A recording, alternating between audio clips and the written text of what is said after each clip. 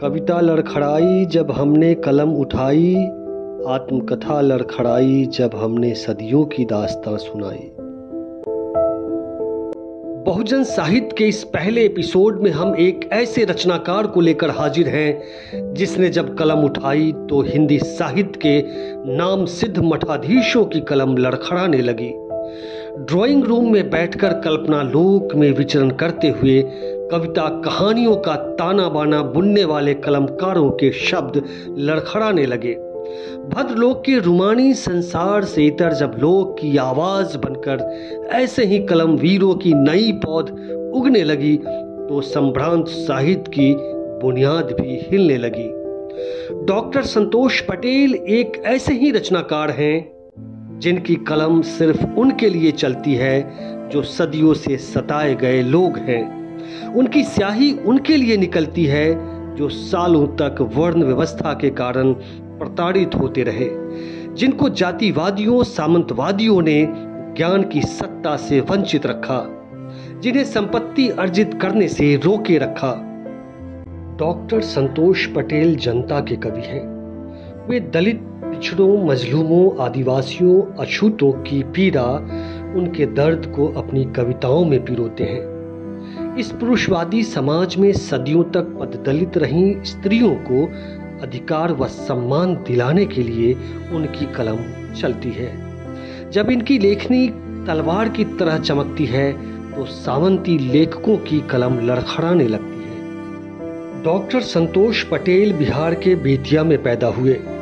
बिहार से दिल्ली तक की यात्रा में वे पढ़ाई के साथ साथ साहित्य की साधना में भी लगे रहे।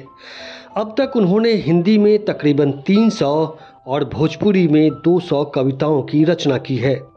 शब्दों की छांव में जारी है लड़ाई, नो क्लीन चिट, कारक के चिन्ह एवं हालिया प्रकाशित अमीबा एवं अन्य कविताएं हिंदी में प्रकाशित इनके 5 कविता संग्रह हैं। डॉक्टर पटेल रचित भोर भिनुसार एवं अधन भोजपुरी कविता संग्रह भोजपुरी साहित्य के कोश को समृद्ध करते हैं। डॉक्टर पटेल की 70 प्रमुख कविताओं का अंग्रेजी में अनुवाद डॉक्टर कल्याणी प्रधान ने किया है, जो साइलेंट इकोज शीर्षक से प्रकाशित हुआ है। मधुलिका बेन पटेल एवं प्रियंका सोनकर ने डॉक्टर पटेल की कविताओं पर केंद्रित आलोचना पुस्तक संतोष पटेल का कवि कर्म का संपादन किया है।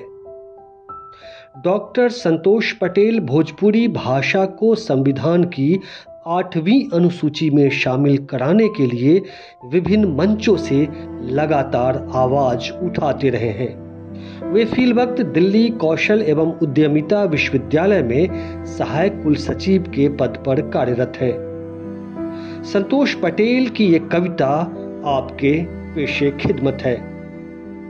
अमीबा तू कहाँ नहीं पाया जाता, नदी, तालाब, पोखर में, मीठे जल के झील में और खोखर में, पानी के गड्ढे में और खाई में, गीली मिट्टी और गीली हरी काई में। अमीबा तू जन्मजात है परजीवी, आत्म केंद्रित महीन आत्मजीवी, संवेदनहीन, हृदयहीन और रंगहीन।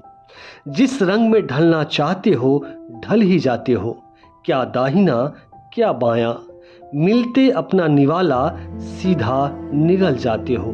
अमीबा साबित हो गया कि ऊर्ध्व गमन में तुम हो माहिर, खेल करते हो जैसे हो कोई साहिर। रोगकारी और विकारी भरी है तुझमें केवल मक्कारी, इतनी बेशर्मी के बावजूद अपने को बना रखे हो देवता, अपने को बना रखे हो देवता।